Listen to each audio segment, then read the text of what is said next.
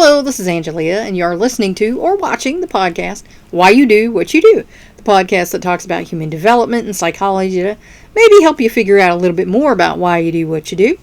And last time we were talking about engagement hypothesis, where, you are engaged in the lifestyle or whatever, and that therefore helps you to remember things better. And also wondering if older folks can improve their cognitive performance, which they, of course, can. So we're going to take it back up on cognitive performance. In training connected with the Seattle longitudinal study, older people who already had shown declines in intelligence gained significantly in two fluid abilities: spatial orientation and especially inductive reasoning. In fact, about 4 out of 10 participants regained levels of proficiency they had shown 14 years earlier. So that's pretty good. So it's never too late to start getting the noodle working. Gains measured in the laboratory showed substantial correlations with objective measures of everyday functioning. So again, if you're noticing there's some losses, start doing something. Learn a language, do some crossword puzzles, Sudoku, keep the brain going. Excuse me. In both the ADEPT and Seattle studies, trained participants retained an edge over an untrained control group. So the guys who were using the brain were doing better than the guys who weren't, even after 7 years. So, like I say, if you don't use it, you lose it. Longitudinal findings suggest that training may enable older adults not only to recover lost competence, but even to surpass their previous attainments. So, again, you can become smarter, if you start using the brain. Now, that's assuming the brain structures and everything's fine. There are things, Alzheimer's, dementia, things like that, will keep this from happening. But we're talking about the average person here. If you start learning, you'll keep learning. Cognitive deterioration, then, often may be related to disuse. They went ahead and said it.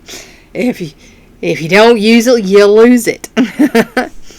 Much as many aging athletes can call on physical reserves, older people who get training, practice, and social support seem to be able to draw on mental reserves because, you have a knowledge base in your head, and, if you start learning again, you can call on that. Adults may be able to maintain or expand this reserve capacity and avoid cognitive decline by engaging in a lifelong program of mental exercise. And here in Jefferson County, I used to teach in what's called lifelong learning. And that's what it is. It's adult ed. And I taught several classes, and then I took those classes out to community centers and, religious organizations, and end up starting my own at one point. So, it's never too late to learn something. Memory. How does it change? And we all know it does. Failing memory is often considered a sign of aging. The man who always kept his schedule in his head now has to write it in a calendar. The woman who takes several medicines now measures out each day's dosages and puts them where she is sure to see them. My husband has a pill keeper.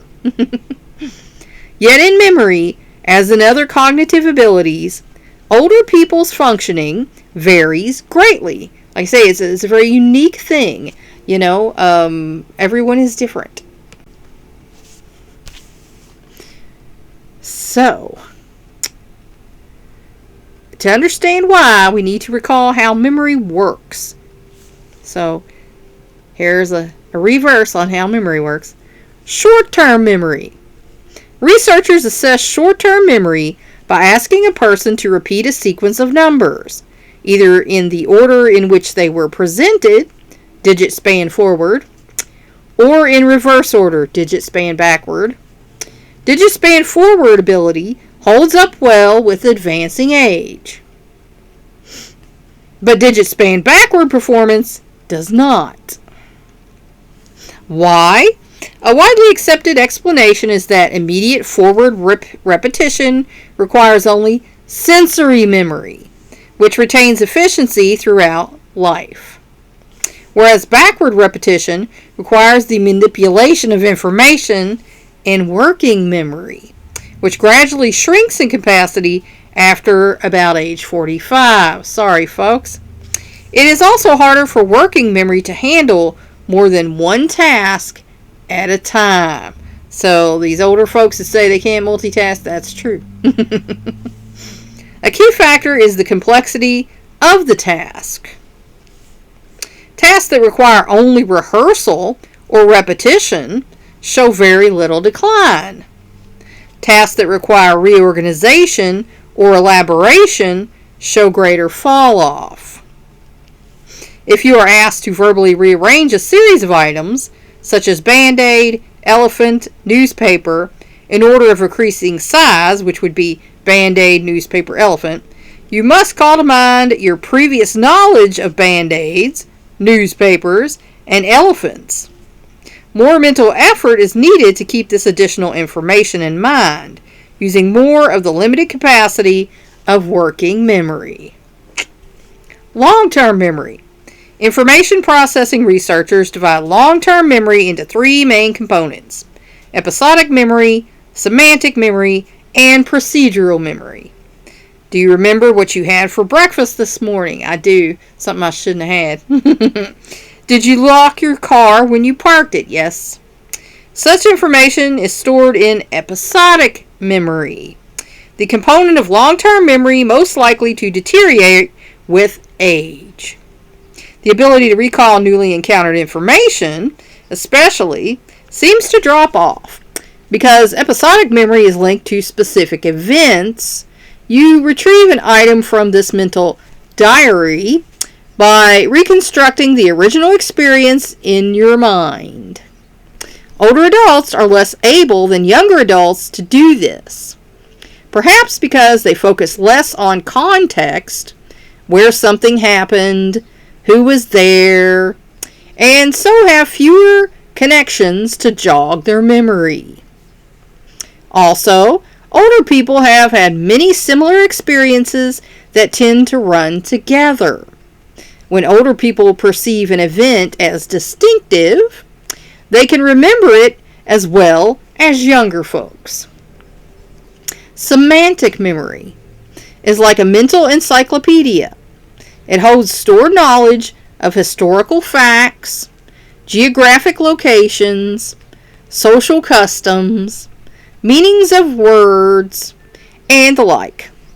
Semantic memory does not depend on remembering when and where something was learned, and it shows little decline with age. So that's some good news for us, at least. In fact, vocabulary and knowledge of rules of language may even increase if you use them. So I say that's why like I said, I couldn't hold a whole conversation in Spanish, I know. But I'm studying it, and there are words that I can, and I can get one or two sentences. So, it's working. It's doing something up there. On a test that calls for a definition of words, older adults do better than younger ones. And that's because they know more words and have used more words. But they have more trouble coming up with a word when given its meaning. Like if you say, what animal is small and, walks around and has a long tail and pointy ears and likes to drink milk. Older folks have a harder time thinking of what that is than a younger person would. It's a cat.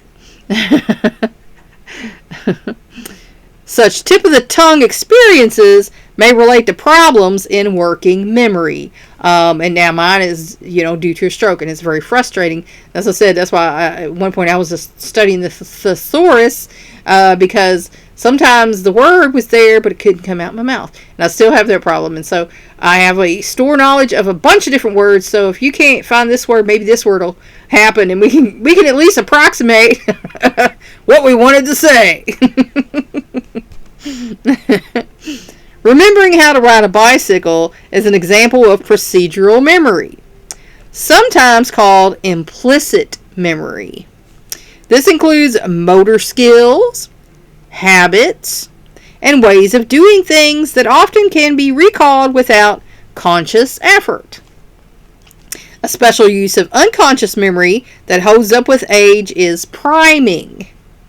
An increase in ability to solve a problem, answer a question, or do a task that a person has previously encountered. Much as priming a surface prepares it for paint, priming the memory prepares a person to answer a test question by first seeing it on a list for review, or to do a math problem involving the same process as one done in class. See, you wonder why your teacher did those things in the class on the chalkboard for you when you got a book and everything? That's why. You saw it done and you might know how to do it after that. Some of us had a little more problem with math than others. Priming can improve all three types of long-term memory. It explains why older adults are about as likely as younger ones to identify a familiar picture or recall a familiar word association. For example, dragons and fire, but not dragons and fudge, if you put that word group together and then wanted them to come up with that later. That would be a problem for older folks. They would get dragons and fire, but dragons and fudge would be harder. Why do some aspects of memory decline? What explains older adults' losses, especially in working memory and episodic memory? Investigators have offered several hypotheses. One approach focuses on problems with the 3 steps required to process information in memory: encoding, storage, and retrieval. Another approach focuses on the biological structures that make memory work, because we have a brain and it's biologically arranged. Like I said, my sister passed away after a car accident. She was hit on her bike, and there was a problem with structures in her brain, and that evidently led to the death eventually. So, everybody's brain is different. And so even though we can come up with averages, we all know that averages are just that. Some people fall to the right of it, some people fall to the left of it, and, there's nothing we can do about that. So that's where I'm going to leave you for today. I hope that helped you figure out maybe a little bit more about why you do what you do. Please like and share this educational program so we can spread it around the world. If you want to help me out, subscribe to my YouTube channel. If you want to help me out even more, go to my Patreon page and become a patron. Thanks for watching. That's all for now. Until next time.